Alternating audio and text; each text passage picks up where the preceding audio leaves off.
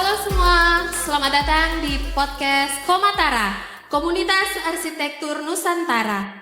Nah, Komatara ini adalah komunitas arsitek yang baru saja terbentuk dan saat ini kita sedang ada di podcast kita yang pertama sebagai perkenalan kita sebagai komunitas. Dan di sini saya Valerie sebagai hostnya kita kali ini dan juga di sini sudah ada teman-teman. Beberapa dari pencetus Komatara itu sendiri ada di sini Kak Alfa. Halo Kak Alfa. Terus ada juga Stanley Kiraling. Halo Stanley. Halo. Nah, kita di sini akan ngobrol-ngobrol santai tapi penuh dengan informasi terkait dengan komunitas arsitek Nusantara yang baru saja terbentuk. Dan untuk itu kita bisa langsung saja kita ngobrol-ngobrol. Selain mendapatkan informasi, siapa tahu para pendengar di sana yang suka dengan software-software menggambar, yang suka dengan meja-meja gambar, dan bahkan masyarakat luas yang senang stalking Pinterest, gambar-gambar di Pinterest, bisa dengar podcast kita di sini. Untuk podcast kita ini yang akan kita lakukan secara bertahap, setiap minggu mungkin atau setiap 2 minggu kita akan selalu hadir dengan podcast Komatara ini.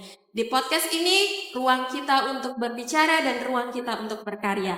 So kita langsung aja untuk ngobrol-ngobrol bareng dengan dua arsitek kita yang kece-kece saat ini. Kece. Oke, karena kita di sini podcast perdana ini kita fokusnya ke pengenalan dulu tentang komunitas arsitek yang baru saja terbentuk saat ini.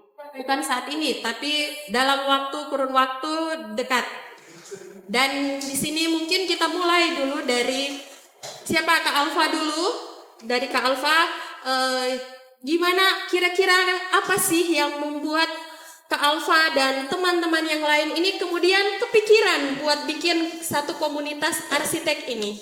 Gimana? Ya, selamat malam teman-teman. Malam. Ini malam tuh siang ini ya. Nanti teman-teman lihat ini mau ditayang kapan? Tayang kapan? Ya, pokoknya selamat pagi, siang, malam. Jadi begini, ini komunitas sebenarnya berawal dari perbincangan kami. Ini ada beberapa orang yang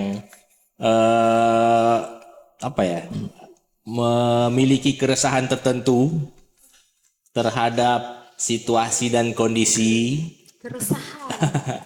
Situasi dan kondisi terutama di daerahnya, ya kalau mungkin teman-teman belum tahu, kita ini sebenarnya basisnya di Manado, Sulawesi Utara. Jadi secara lokal ada keresahan tertentu bagaimana komunitas arsitek di sini agak mandek, diam-diam dong. Kalau logatnya bahasa Manado itu diam-diam. Jadi muncul keresahan bagaimana untuk menggairahkan kembali suasana berkomunitas arsitek di pertama tentunya di Sulawesi Utara dulu, nanti akan berlanjut pada skala yang lebih besar di Nusantara. Kebetulan dari Stanley itu sudah ada komunitas lebih dulu yang lebih kecil sebenarnya yang Sulut. Tapi perbincangan selanjutnya bagaimana kalau komunitas itu akan diperbesar menjadi sebuah komunitas yang komunitas Nusantara. Nanti mungkin Stanley akan lanjut cerita soal itu.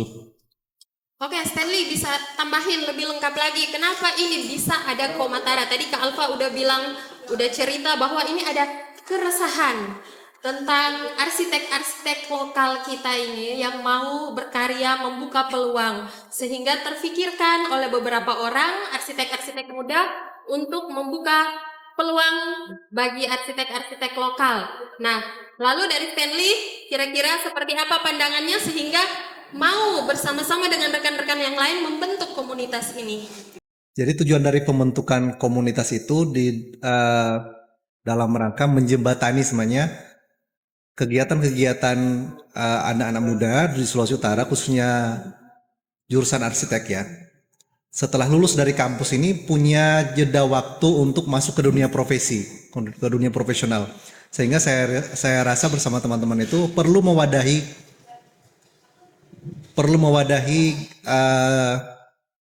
kreativitas teman-teman dalam sebuah komunitas. Nah, seiring waktu, saya rasa gerakan ini tuh bisa diperluas sehingga bisa menjangkau seluruh Indonesia. Makanya namanya disepakati adalah Komunitas Arsitek Nusantara. Nah, disingkat Komatara. Komatara juga punya arti harfiah ya, yaitu komunitas yang menjembatani, jembatan atau antara. Makanya sangat cocok ketika komunitas ini menjadi jembatan antara lulusan arsitektur yang mau mencari jati diri, mau mencari dunia profesional selanjutnya untuk mereka bisa menimba ilmu, mereka bisa mencari jalan, menimba ilmu juga berkegiatan bersama komunitas-komunitas, bersama senior-seniornya, sehingga ketika mereka masuk ke dunia profesional, mereka sudah tidak kaget lagi. Karena dunia profesional ini jalannya panjang ya, apalagi dengan adanya undang-undang arsitek, sehingga ketentuan atau peraturan seorang lulusan arsitektur menjadi arsitek ini punya jeda waktu.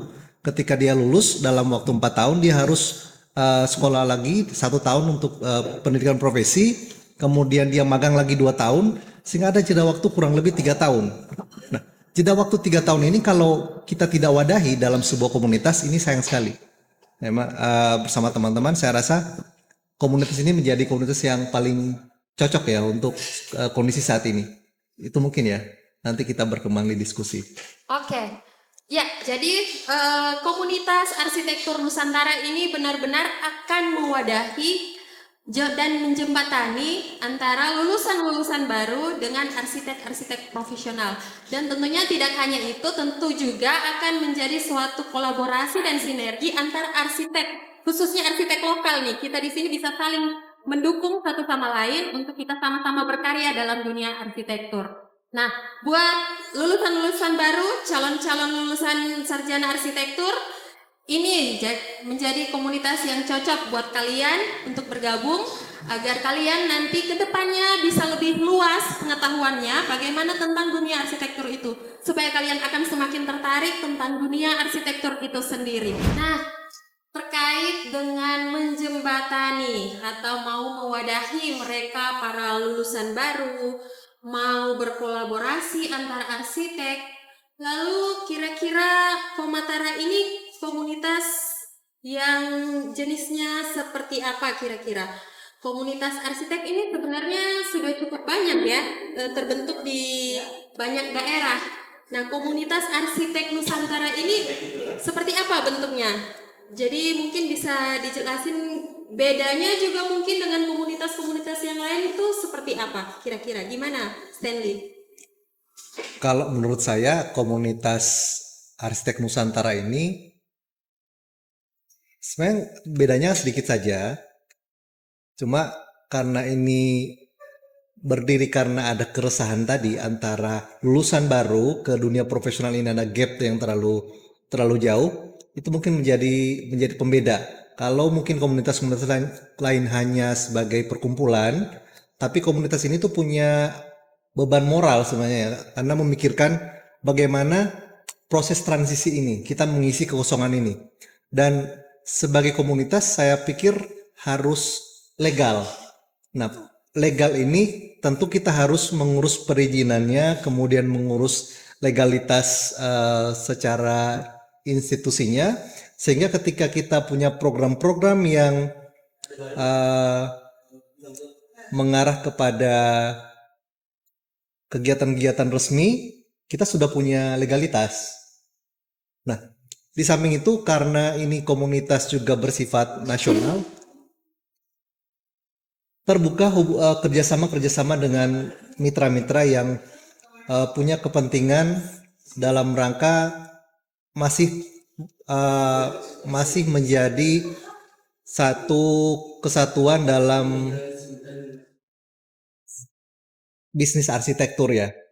Misalnya ketika kita berpraktek kan kita punya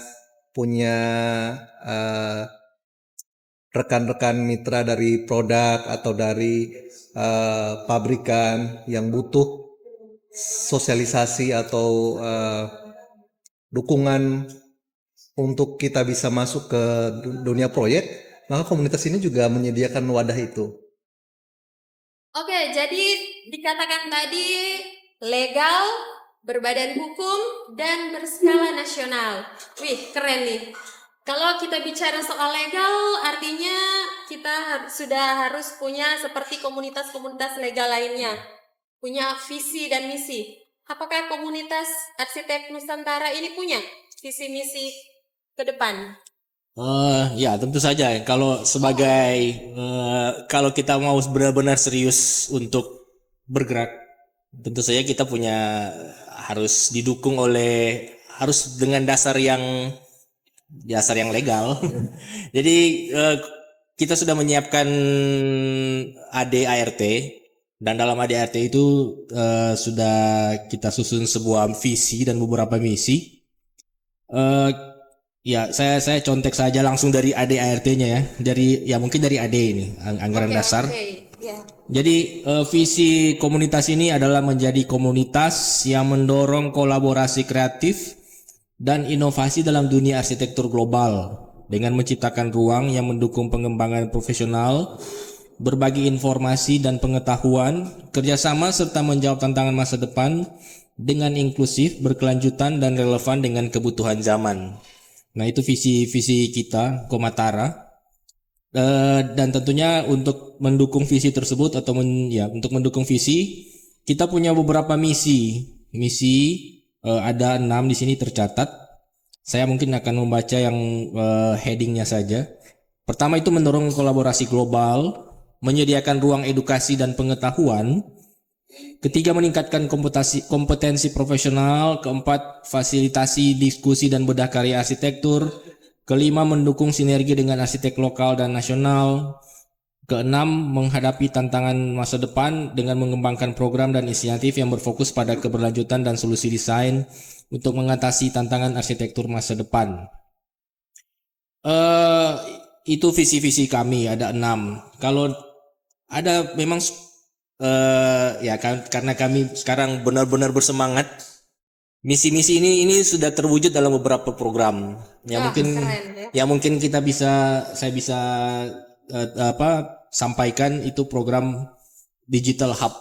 Pertama itu Digital Hub. Kami harus membuat eksistensi kami ini hadir dalam dunia digital.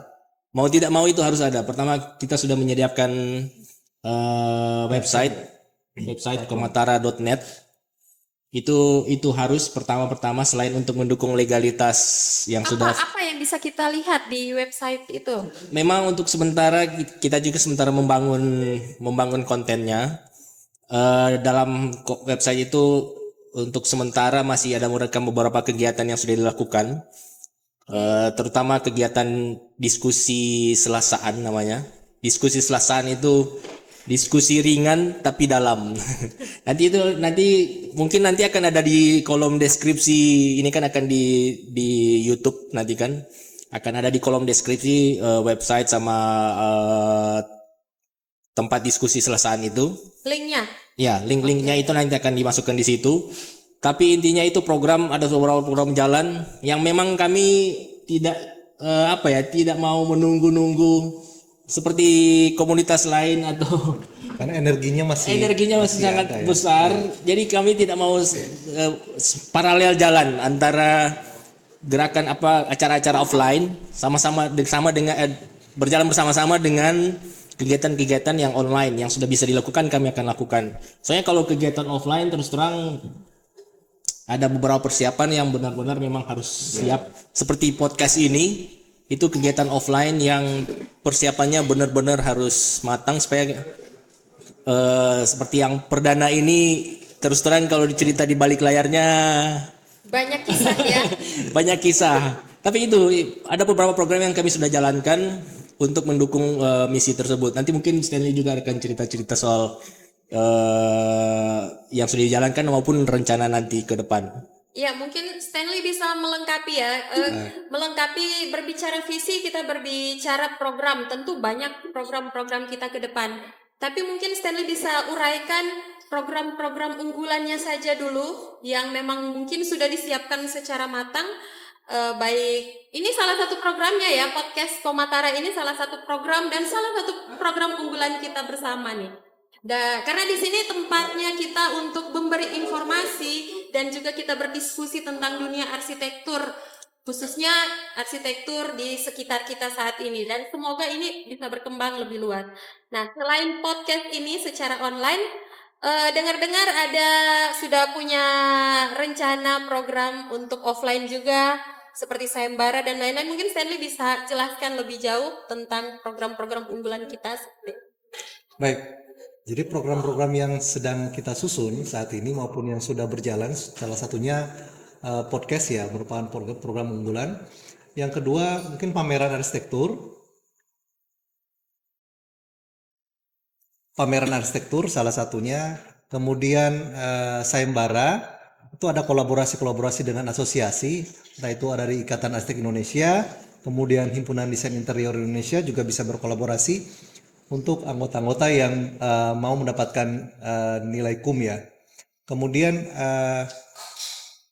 pembinaan kompetensi. Nah, nanti di Komatara ini akan ada kegiatan-kegiatan pengembangan kompetensi untuk lulusan-lulusan baru yang ingin meningkatkan kompetensi agar bisa punya skill dalam berpraktek ke depan. Kemudian kegiatan yang lain itu mungkin ini ya, bedah karya. Nah, bedah karya itu merupakan wadah arsitek sebenarnya untuk bisa exposure. Jadi kenapa arsitek butuh diekspos?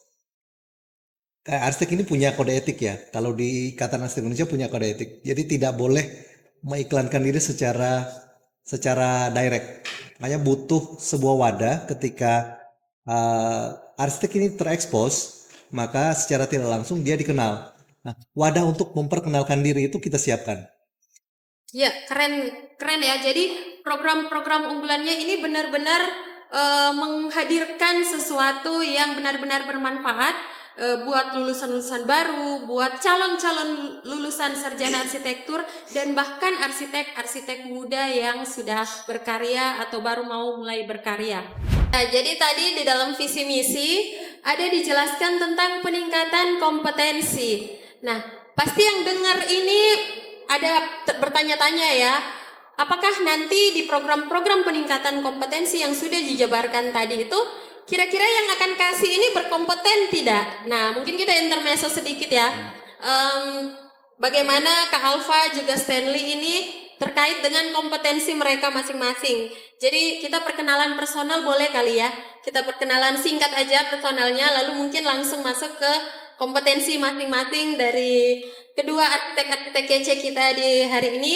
Jadi kita mulai dari Stanley dulu. Silakan Stanley. Baik, kalau saya lulusan Unsrat juga, jadi dari Manado, berpraktek masih tergolong baru, belum 15 tahunan.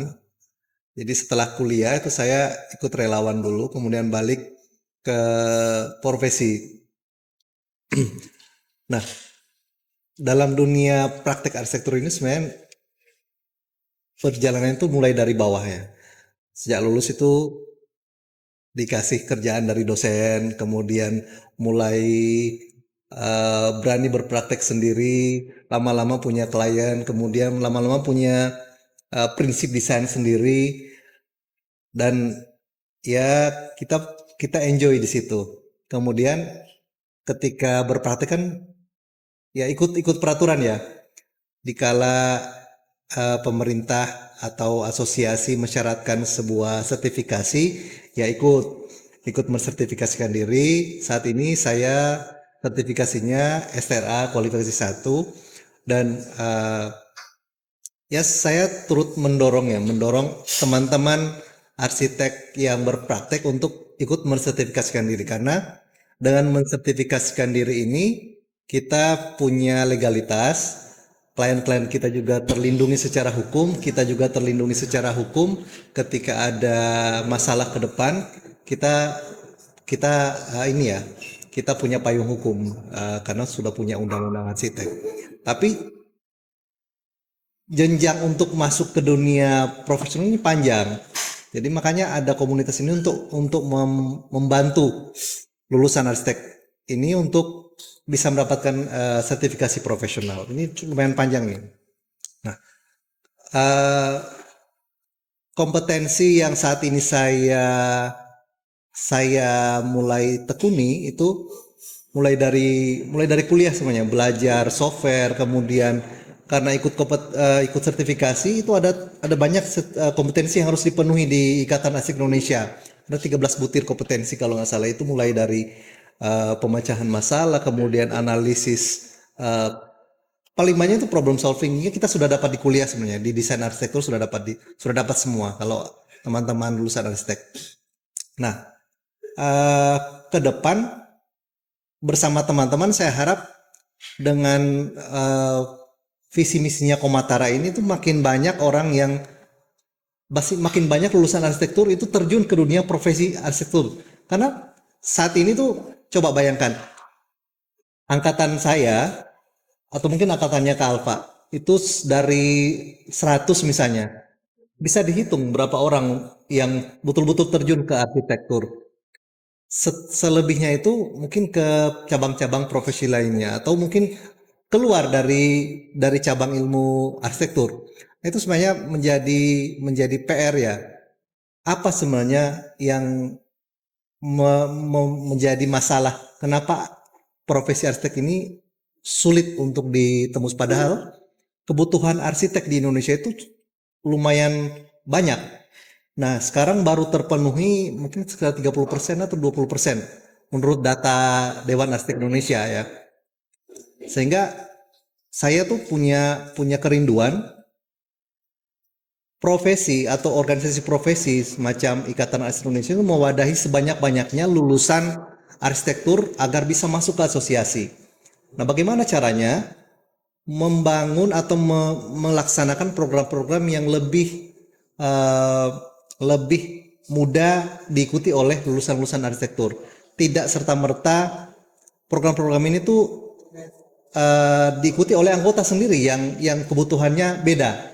Anggota IAI itu kebutuhannya adalah mendapatkan KUM atau meningkatkan kompetensi yang sudah mereka miliki sebelumnya. Namun lulusan baru itu punya kebutuhan yang lain. Kebutuhan lulusan baru itu lebih banyak ketimbang kebutuhan anggota yang sudah masuk ke dalam. Nah, di Komatara ini saya punya kerinduan untuk mewadahi itu. Banyak sekali yang bisa kita berikan sebenarnya untuk lulusan baru. Saya yakin di seluruh daerah lebih dari 2 atau lebih dari 3 universitas yang punya program studi arsitektur. Nah, anggota Ikatan Arsitek Indonesia saat ini tuh 11 ribuan. Padahal setiap tahun universitas di Indonesia itu melahirkan ratusan lulusan arsitektur. Kemana mereka? Kenapa tidak bergabung ke asosiasi? Nah, komunitas ini menjadi jawaban dari situ, sehingga ini jangan dianggap sebagai tandingan atau apa, tapi menjadi jembatan sebenarnya, jembatan antara lulusan arsitektur menuju ke dunia profesi, sehingga dipersiapkan di komunitas. Itu sih. Oke, kompetensi yang sangat menarik dan harapan-harapan yang sangat menarik ya bagi komunitas yang tadi sudah Stanley sampaikan. Dan selanjutnya kita akan ke Kak Alfa.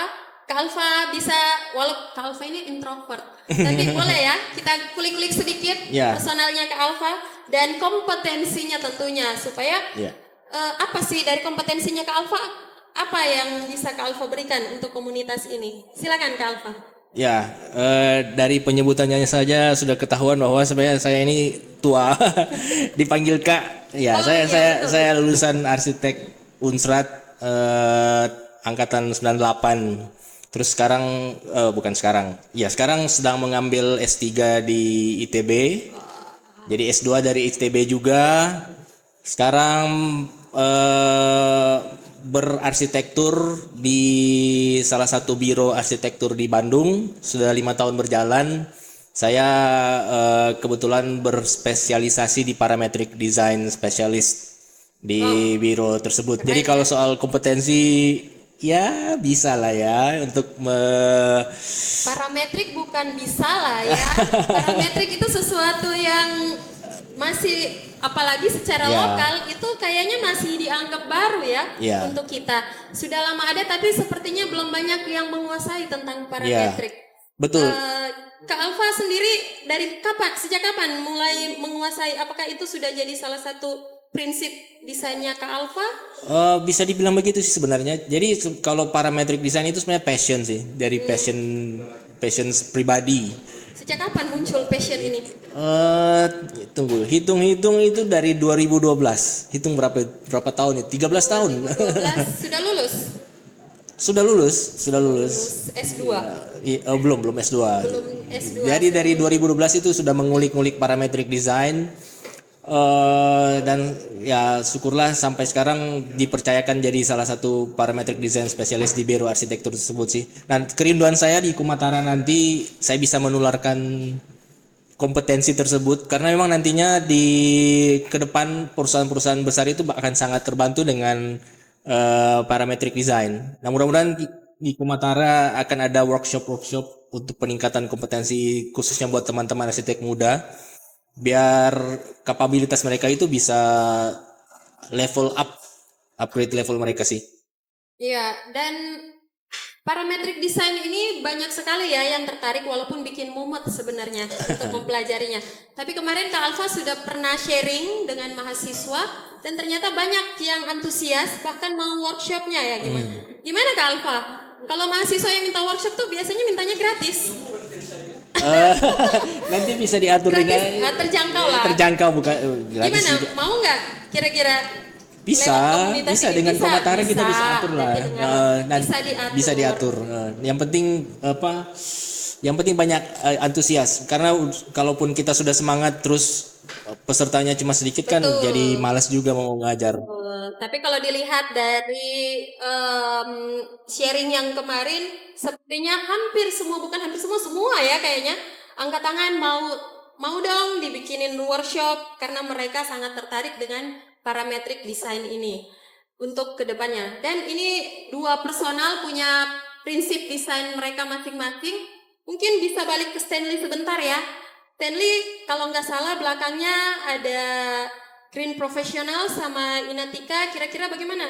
Kalau sudah punya itu, ini jawaban ya sebenarnya untuk tantangan ke depan di mana kita sudah dihadapkan dengan AI, di mana kita juga sudah dituntut untuk lebih green di dalam setiap desain. Nah, Stanley punya dua tambahan, GP dan Inatika ini. Gimana Stanley, boleh ceritakan sedikit tentang GP dan Inatika ini di dalam bagaimana Stanley bikin desainnya sendiri atau perkembangan Stanley dalam berarsitektur lalu dikolaborasikan, combine dengan GP dan Inatika ini. Silakan Stanley. Oke. Jadi sebenarnya itu gelar profesi ya. Ada GP, ada Inatika. Itu kalau GP itu saya dapatkan di Green Building Council Indonesia. Selaku arsitek, saya sebenarnya tidak berpuas diri dengan gelar arsitek tadi. Saya mendapatkan gelar arsitek itu di tahun 2021 saat ya karena ada peraturan undang-undang arsitek, maka sebelumnya hanya gelar arsitek itu didapatkan dengan SKA ya dulu. Tahun 2013 saya mendapatkan SKA muda, kemudian 2014 saya mendapatkan SKA madya. Nah, ketika undang-undang arsitek itu terbit di 2016, saya langsung mengurus STRA. Nah, STRA saya itu terbit di 2021 dengan kualifikasi utama. Gelar arsitek tidak membuat saya berpuas diri karena dunia arsitek ini luas. Maka saya rajin mengikuti pengembangan kompetensi. Salah satunya saya mendaftar di asosiasi GBCI, jadi Green Building Indonesia, Council Indonesia. Di situ ada jenjang-jenjang untuk mendapatkan gelar Green Sea Professional.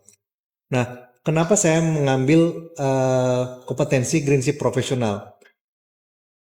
Jadi karena perkembangan zaman, kemudian globalisasi, pemanasan global ini membuat arsitek itu harus punya prinsip lebih green.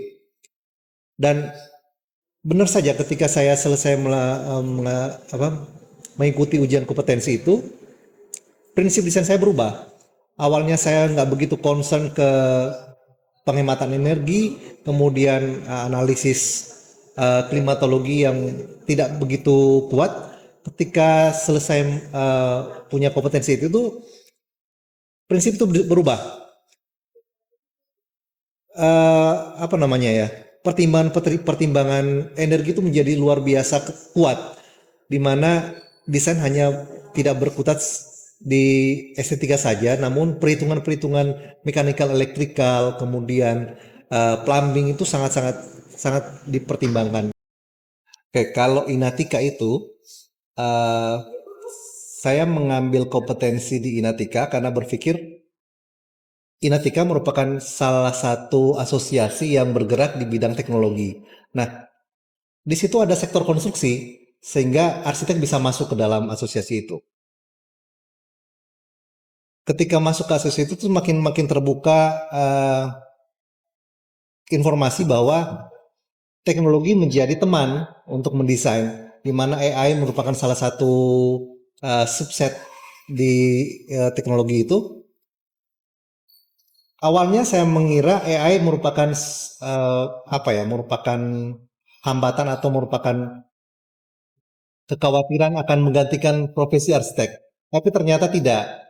Nah, AI sekarang merupakan teman justru untuk mendesain, di mana ketika contohnya begini, ketika klien menginginkan sesuatu, menginginkan desainnya seperti apa, itu secara konvensional mungkin kita mewujudkan sebuah konsep itu berhari-hari bahkan berminggu-minggu. Tapi dengan adanya AI, dalam hitungan detik kita bisa menawarkan beberapa alternatif desain, dan itu bisa berguna sekali. Akan ada beberapa proyek yang deal dengan bantuan AI. Oke, jadi kompetensi dari kedua bintang tamu kita, arsitek kita yang kece-kece ini memang benar-benar kompetensi-kompetensi yang dibutuhkan masa kini ya. Benar-benar untuk mengembangkan dunia arsitektur masa kini. Dan berdasar dari itu, maka kedua teman kita ini juga mau membagi ilmu mereka, membagi kompetensi mereka kepada sahabat-sahabat Komatara yang akan bergabung nanti, khususnya mereka yang lulusan-lulusan baru, begitu ya. Jadi, tapi kalau bisa ngomong-ngomong, ketika bikin sharing kompetensi atau mungkin lebih ke pelatihan, ke workshop, apakah nanti kita berbicara lulusan baru tentu belum ada di tingkat kesejahteraan secara mandiri dalam finansial. Apakah bisa dikemas dalam bentuk yang lebih terjangkau dari segi materi kira-kira untuk berbagi kompetensi ini?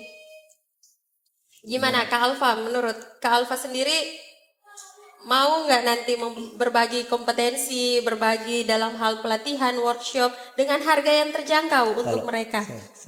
Atau mau Stanley dulu, silakan. Kalau menurut saya justru komunitas ini hadir untuk membantu lulusan baru mendapatkan kompetensi dengan biaya yang terjangkau. Bahkan ada beberapa program nanti kayak webinar atau diskusi ngopi sore atau apalah nanti namanya, itu justru belum berbayar. Jadi memang gratis. Datang, hadir dalam diskusi, dapat snack atau minuman gratis, dan itu bisa kita laksanakan. Ilmu juga dapat berarti ya? Bisa kita laksanakan mungkin setiap 2 bulan atau 3 bulan sekali ya. Wah, ini program unggulan juga nih berarti. Ya. Kenapa saya bilang begitu? Karena dulu saya sejak mahasiswa itu merindukan kegiatan-kegiatan seperti ini. Jadi ada diskusi di luar kampus yang diberikan oleh senior-senior yang sudah berpraktek, sehingga punya referensi lain dari dosen di kampus, kemudian dari praktisi di lapangan. Itu suatu hal yang menarik. Dan betul. Kalau itu gratis ya menjadi daya tarik tersendiri bagi mahasiswa. Gratis. Ada sayembara yang kita bisa kolaborasikan dengan mahasiswa. Misalnya dari himpunan mereka membuat kegiatan sayembara dalam bentuk online, kemudian ketika sudah diseleksi oleh internal himpunan sendiri mendapatkan 5 besar begitu, kita bisa wadahi dalam pamerannya komunitas, dan kita bisa bantu cetak untuk kita bisa expose ya. Ya, dan ini keren dan menarik ya tentunya, apalagi mereka yang lulusan-lulusan baru. Harga terjangkau ini yang mereka cari gitu. Iya. Untuk meningkatkan kompetensi mereka, skill mereka. Karena sudah terbukti waktu Kak Alfa sharing pengalaman, sharing project, mereka antusias sekali untuk mendapatkan ilmu parametrik desain itu, tapi tentu dengan harga yang terjangkau. Karena kalau kita tahu bersama, kalau kita masuk kursus-kursus resmi, itu harganya sudah lumayan mahal untuk kelas mahasiswa, kelas lulusan baru jika mereka harus mengeluarkan uang secara mandiri ya, tentu saja. Dan ini program-program unggulan yang cukup menarik.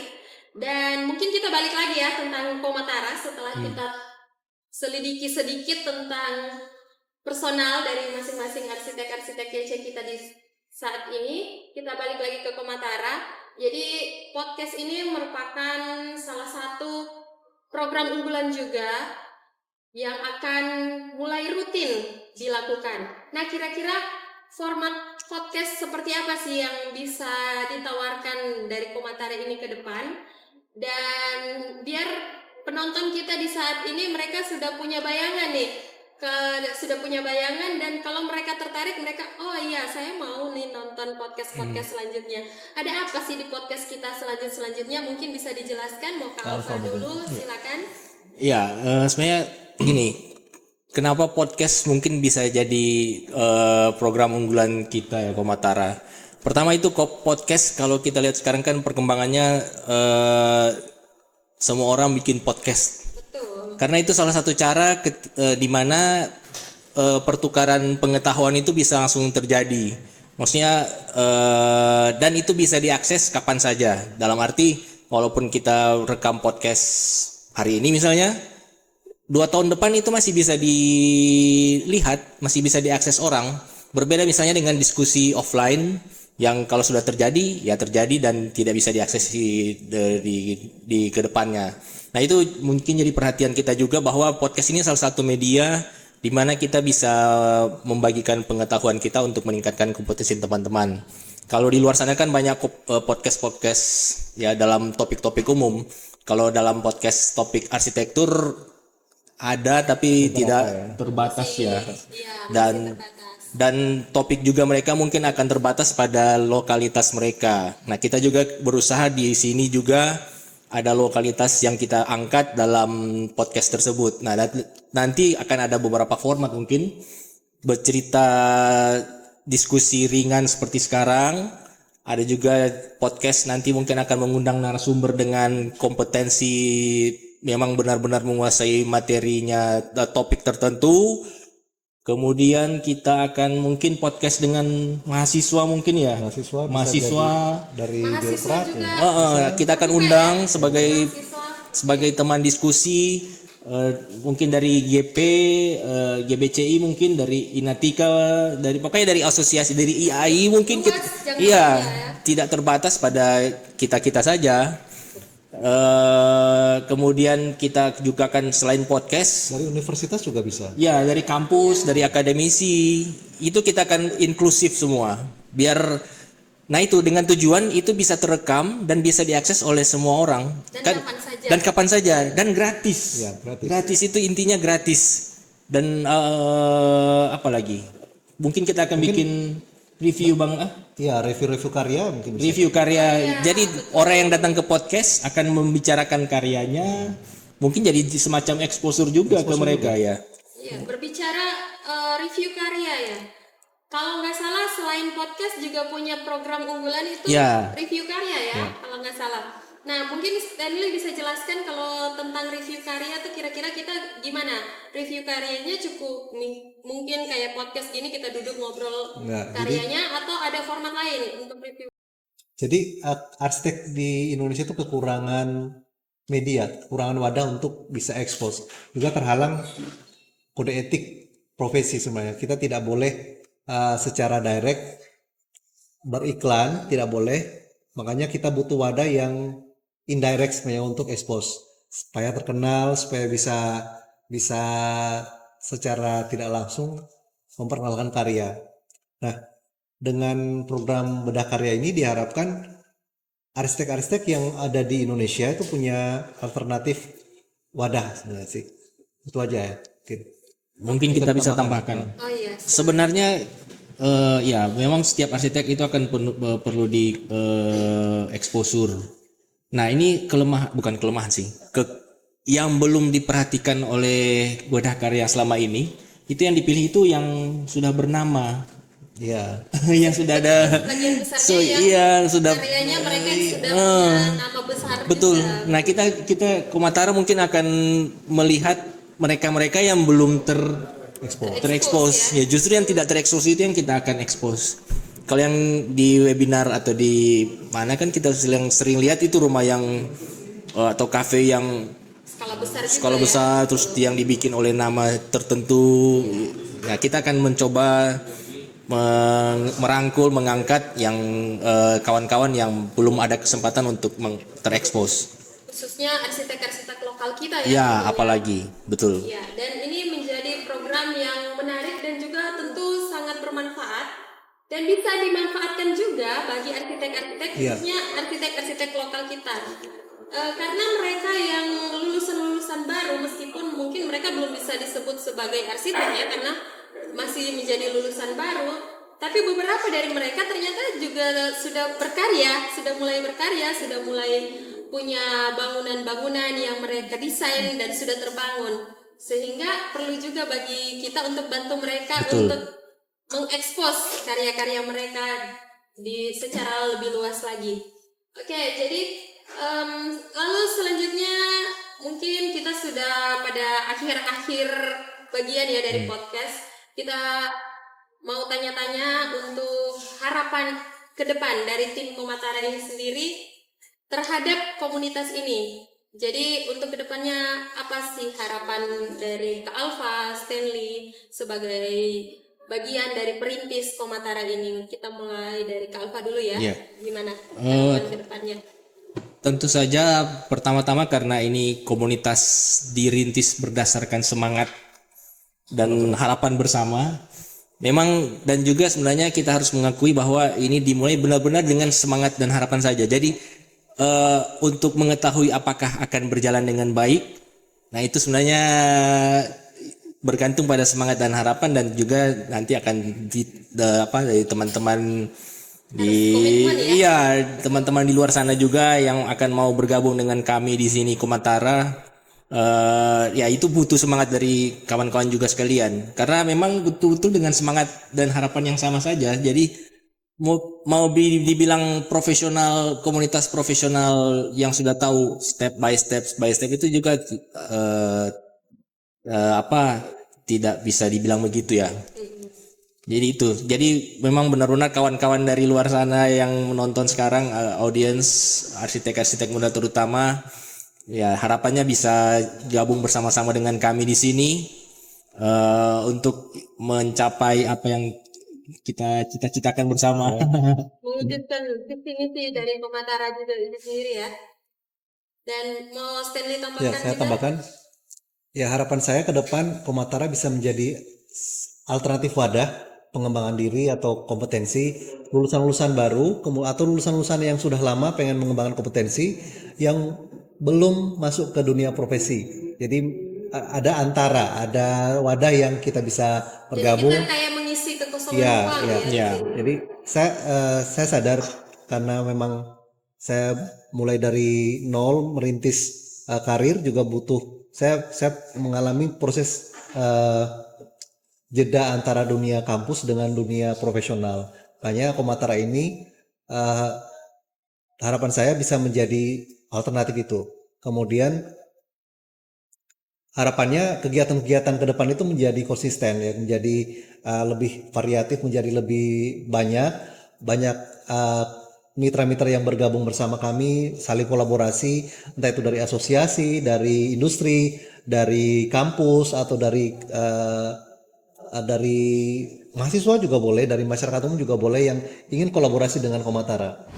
Ya, berarti harus ada benang merah ya yang menghubungkan keempat sektor ini biar kita semua di sini bisa sama-sama bersinergi, kita mengisi gap di antara sektor-sektor ini untuk kita bisa sama-sama membangun daerah terlebih luas kita membangun negeri ini. Oke, baiklah, sudah banyak yang kita bincangkan hari ini, terutama tentang pengenalan komunitas yang baru saja terbentuk, Komatara, Komunitas Arsitek Nusantara, yang lahir di Kota Manado, dibentuk oleh arsitek-arsitek lokal, arsitek-arsitek muda di Kota Manado, dan semoga komunitas ini bisa lebih banyak berkembang di masyarakat, lebih banyak dikenal oleh masyarakat. Dan melalui podcast ini, para pendengar di sana yang nonton bisa sama-sama mau bergabung dengan kita ya, untuk kita sama-sama lebih mengembangkan sayap Komatara ini lebih berdampak bagi banyak orang. Dan mungkin kita akan tutup dengan satu kalimat dari Kak Alfa dan juga Stanley. Kita mulai dari siapa nih? Kak Alfa dulu ya. Menghormati yang senior meskipun arsitek muda, ya kita Kak Alfa ini tetap saja senior. Jadi bagaimana Kak Alfa punya kalimat untuk closing statement kita saat ini? Komatara, jeda yang menghubungkan, kesetaraan yang membangun. Wih, Dalam sekali. dalam. Stanley, silakan. Oke.